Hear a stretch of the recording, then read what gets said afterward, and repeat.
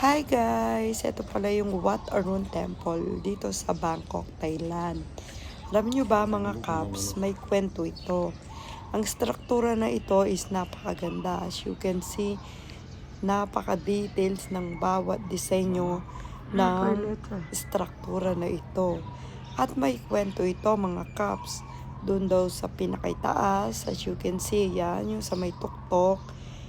Ito daw ay totoong 24 karat gold.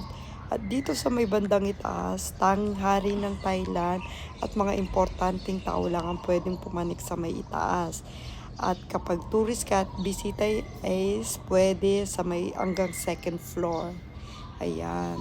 Napakaganda talaga rito at napaka-peaceful ng pakiramdam mga Kaps. Kaya nag-enjoy talaga kami rito and yun lang guys, na-share ko lang. Thank you for watching. Till next time.